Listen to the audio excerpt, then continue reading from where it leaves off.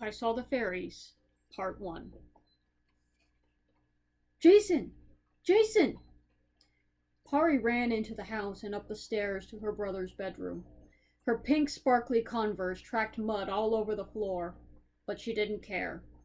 She knew what she'd seen. She stopped in front of Jason's bedroom and pounded on the door. She didn't care what she was interrupting. No grown-up stuff could be more important than this. Jason! Jason! Jason! Jason, sole companion and guardian of his 8-year-old sister, opened the door and leaned against the doorframe, clinging to it with one hand as if for dear life. What do you want? He asked, rubbing his eyes with his free hand. Jason would be turning 25 in a few days. 7 years ago, when he was a freshman in college, he had gotten the news that his parents and 2 of his siblings had disappeared, leaving him to take care of Pari. Unable to afford an apartment close to campus that would allow him to bring Pari as well, he moved back to their parents' old house and regularly made the 3-hour commute back and forth to class.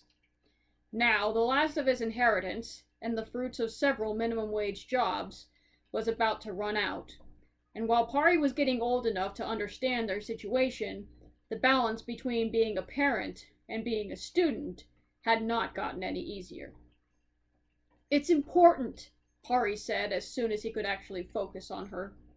It's really, really important. You need to hear this. What is it? He shook his head a little, trying to keep himself awake enough to listen to what Pari had to say. I saw them again. Was it possible for kids her age to be this serious? Especially when talking about this? Jason sighed. He gradually shifted from rubbing his eyes to rubbing his temples to running his fingers through his shaggy hair. He knew what she was talking about, but he felt obligated to ask anyway. Who'd you see? The fairies. Jason let his eyes close, and he fell limp against the doorframe. He would have rolled his eyes at her instead, but he knew it would hurt her feelings, and God knew how much that happened every time she brought this up. The fairies in the old garden, Pari continued. I saw them, Jason. I keep seeing them. I think they're watching me. They had to go through this. Every single damn time. He could have sworn it was like rehearsing lines for a school play or a bad sitcom. None of it really mattered except to cue the invisible laughter sign above them. They're watching you. Uh-huh. And I figured out why. You know why, Jason? Hit me. I think I'm a changeling. You know what that is, Jason? Jason considered stopping her in her tracks, considered telling her to stop talking about it, or else he'd send her to her room or whatever real parents did. However, he was half asleep, so the only thing he felt like doing was obliging her. For probably the 15th time that month. Go ahead. The fairies, they have a baby, and then they switch it out with a human baby. Uh-huh. And then the fairy baby is raised by the people, and then the fairy doesn't know that she's a fairy until a certain age when they come to get her. And how do you know all this? You learn about it in school? They told me. So they talk to you too? Uh-huh. They tell me all kinds of things. Like what? What do you guys talk about? Unicorns? Pari giggled. Oh, silly. Everyone knows unicorns aren't real. Jason sighed. There was nothing he could really say to that. Look, we'll talk about this later. I don't feel like having an argument with you right now. I just want to go back to sleep. I want to go back to sleep and forget that fairies exist. So you do think they exist? I never said... I didn't... Whatever. I don't want to hear any more about this. With that, Jason retreated into his room, shut the door, and collapsed onto the bed before Pari could get another word out. Make yourself dinner, he slurred through his pillow, hoping that his laziness would pay off and that Pari could hear him from the other side of the door. Jason, are you awake? That night, Pari knocked on the bedroom door again. although with much less ferocity than before. No response. When she invited herself in and noticed that Jason was still asleep, she tiptoed to the bed and gently tapped on his shoulder. "Jason? Jason?" No response. She started to shake him gently. "Jason? Jason? Hey, Jason!" Jason groaned, rolling over to face her as he half opened his eyes. "Huh? What time is it?" "It's about 10. Ugh, what? Oh. He was about to say what was on his mind when he remembered Pari's presence. He'd gotten surprisingly used to holding back his language around her. "Shouldn't you be in bed by now?" "I saw the fairies again." "I told you I don't want to hear about it." "No, this is important. You need to hear this." "You said that the last time." "No, I mean it this time." "So you didn't mean it last time?" He managed a sly smirk, although he was too drowsy to tell if anything was actually funny. But Pari wasn't laughing. "They said to apologize to you. They said I was rude and that a changeling should be more respectful." Jason sighed and rolled over again so his back was to Pari. "God, Pari, not this bull again. You mean to tell me..." "They also told me that the human family can see them too, but only if they really, really want to. So you have to really, really want to in order to see them." Jason hesitated before propping his pillow and sitting up. "Let me guess. I have to clap my hands and believe real hard?" He clapped his hands a few times for emphasis. Pari scowled. "Shut up. I'm serious." "So am I." Jason chuckled, feeling a little more awake. "I want to know." When he noticed that Pari didn't even crack a smile, Jason sighed. She really was taking this seriously, wasn't she? "Look, I'm sorry, but we've been through this 1,000,000 times. There's no such thing as fairies. Every time you see them, you tell me to go out there, and when I do, they're conveniently gone, just like the monster under your bed or the boogeyman in your closet. You got over that, so you think you can get over this?" "It's not something to get over," Pari muttered. "I can prove they're real, and you have to want me to prove they're real." "Jesus, Pari, what kind of..." Jason huffed and ran his fingers through his hair, almost pulling it out of his scalp. "I'm not going to win this, am I?" he muttered. He looked over at Pari again. "Fine. I'm awake now anyway. But here's the deal. I'll go out there, and I'm going to want to see them as much as I can. But when, yeah, I said when they're not there, will you try not to be so upset about it?" "Well, I don't know. We'll go out for ice cream tomorrow, I guess. Still like ice cream, Batman?" "Vanilla with chocolate sprinkles," Pari muttered, trying as hard as she could to keep her serious face. "Yeah, that's what I thought. Okay, Squirt, give me a few minutes to get dressed and I'll meet you out there." Pari started to leave the room, but then she turned around and asked, "If you see that they're real, will you stop making fun of me about it?" Jason chuckled. She was starting to sound like him. "Sure." This was the last time, Jason told himself. This was the last time he was going to play along with Pari's stupid fairy games. Had he ever been this crazy as a kid?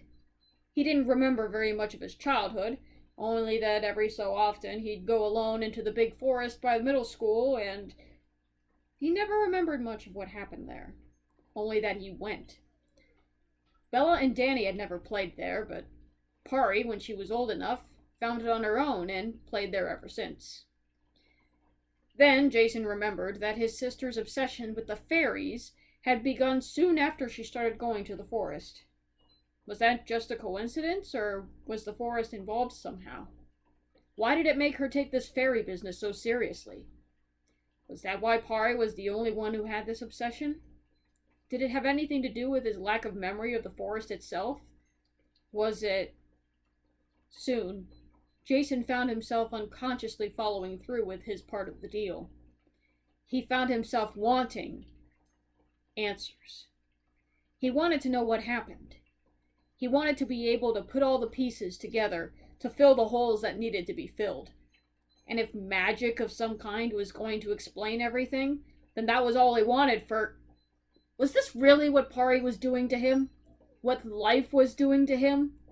Had it all gone so far downhill that he was resorting to kid stuff, little girl stuff at that, to find closure? To find answers? Alcohol was a more logical method. Despite his growing doubts, though, Jason tried his best to keep believing, especially when he and Pari sat cross-legged at the edge of the garden. A small part of him wanted to be surprised, to be proven wrong, but the rest of him knew the truth, that Pari was just wasting his time. "This is where I saw them earlier today," Pari said. "You can see them better at night because they glow like fireflies." "How do you know they aren't?" He could see tiny lights flickering in the distance, but he knew they were just fireflies. Right? "They're brighter than fireflies, duh. Just watch. You'll be able to tell when you see them." They watched, but nothing came. There was an occasional flicker of light that was brighter than usual, much to Pari's excitement and, although he was reluctant to admit it, Jason's curiosity, but it turned out to be a firefly every time. After about 15 minutes of Pari insisting that the fairies were just hiding or playing jokes, Jason sighed and stood up. "Now do you understand?" "No!" she yelled, echoing through the otherwise still night. She jumped to her feet as well. "They have to be here! They promised they would come! They promised! You lied to me, Jason! You said you were going to want to see them!" "Pari!" Jason snapped. The last thing he wanted to do was admit she was right. "Pari, remember what you promised? You said you wouldn't be upset about those stupid fairies if we didn't see any out here. Remember that? And look, we didn't see any, just like I said. Now stop being a little brat and let's go inside." "They're not stupid, you're stupid!" Pari shouted. But after a moment she began to slump, her anger fading into disappointment. "Okay. I'm sorry, Jason." "I'm sorry too," Jason replied. "It's just that you need to keep your promises, okay? When you say you're gonna do something, you gotta do it. Now let's go inside. You need to get to bed." Later that night, Jason was working on an overdue assignment when he heard glass breaking and Pari screaming. "Oh shit!" On impulse, Jason grabbed the first thing he could find, a 2-liter of soda that he'd just opened and taken a large swig of only a few minutes ago, and ran downstairs. Someone had broken into the house. Or maybe Pari had just broken something by accident. No, Pari had been in bed, he knew that for a fact, so why was she downstairs? Because someone had broken into the house? Because she was a hostage? Oh God, what would he do then? He needed to be calm. That was the first thing he needed to do. He needed to be level-headed enough in order to take care of the problem, even if Pari was being held hostage. The police. If someone had really broken into the house, he needed to call the police somehow. Pari could call the police, while Jason fought off whoever had broken in. Unless Pari didn't want to. His train of thought had somehow returned to the topic of fairies, to the whole changeling thing that Pari always went on about. What if they were real? No, what if they weren't real, and whoever had broken into the house had convinced Pari that they were? They would have a very good reason to kidnap her because she was a changeling.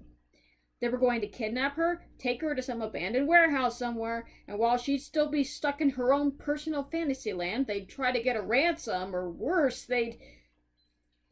Jason tiptoed into the living room, holding the 2-liter like a heavy, stubby baseball bat. But he stumbled as he saw Pari standing next to a broken vase.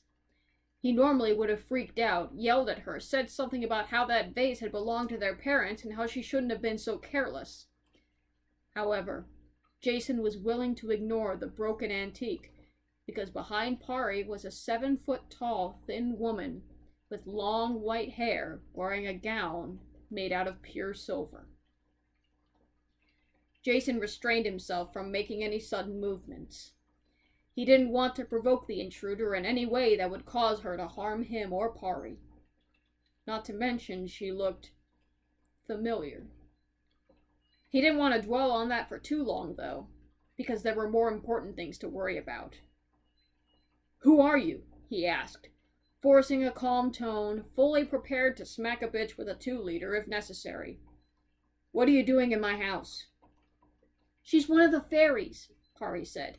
"The ones I've been telling you about." "Pari," Jason hissed through gritted teeth. "What did I tell you? There's no such thing." "But she said she's come for the changeling, Jason. She wants me." Oh, God. This was the warehouse outcome, wasn't it? Jason narrowed his eyes. No, that wasn't going to happen. "Really?" Jason turned to the intruder. "Is that what you told her? You know, you really should be ashamed of yourself lying to a little girl like that. That is low. Look, if you want money, I can get it for you. If you want to kill someone, kill me. I'm sure we can arrange something. But please, for the love of God, just leave her alone. She didn't do anything. She doesn't deserve whatever you're trying to do to her. She's just a kid, okay? Stop trying to brainwash her." "I don't intend to brainwash her." That voice. Her voice was like the jingling of a small bell, but an old and rusty one, the kind that more clanked and clunked than made a pleasant sound. There was definitely a kind of sweetness in her voice, but she, had obviously gone through some wear and tear. But why did he think it was so familiar? Regardless, Jason needed to defend himself and Pari. "Don't play games with me, you sick bitch. I know you only put this together just to trick her into going with you without a fight. It's not going to work." "I can assure you this is no trick. Please, let me prove to you—" "I don't want proof. I've had enough proof for tonight. What I want is for you to leave, or I'm going to call the However, Jason never had a chance to finish, as a sudden gust of wind rippled from the woman's body, sending antiques flying around and across the room and shifting furniture from one end to the other. Amid the chaos, wings not unlike a butterfly's burst from the woman's back and created another larger gust, with a force strong enough to knock Jason off his feet, causing the 2-liter to fly from his hands and explode on the ground, sending sticky, caffeinated syrup everywhere. However, that was the least of Jason's problems right now. When everything had settled down, broken glass was everywhere. About a quarter of the room was covered in soda. The furniture had been shifted and shuffled around the room like one of those annoying slide puzzles. And in the center of it all, a fairy. A damn fairy. Or the intruder had spent thousands on props and effects, all to win the affection of this one little girl. In that case, this was one desperate sicko. "Did you see that, Jason? Did you see it? A real fairy! I told you they were real!" Pari shouted, but Jason wasn't paying attention. "Oh, God," he muttered, still unable to take his eyes off the fairy. "Oh, God, what the hell did I just..." The fairy glanced around at the mess before waving her hand. Before Jason could even think to ask what she was doing, everything that had been broken was suddenly fixed and returned to its proper place. The furniture was back where it should have been, and there was even a fresh 2-liter of the same soda that had exploded, all traces of which seemed to have disappeared as well. Everything was as if that little fireworks show had never happened. "So," the fairy asked, "do you have the proof you need?" Jason searched his mind for some kind of logical explanation, something that would be able to justify the idea of this woman being a desperate and filthy rich pedophile. However, there was nothing. Smoke and mirrors couldn't replace priceless antiques, move furniture around, and then put it right back where it had been before, It couldn't unsoda stain an entire room and give a complimentary replacement 2-liter right along with it.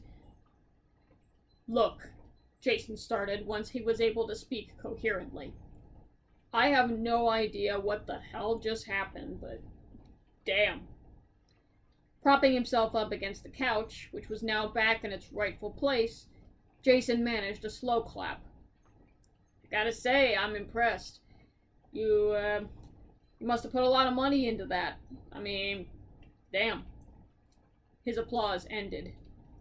That being said, though, you're still not taking her. Here's the deal. He decided to give a condensed version of the deal before the fairy could try anything else.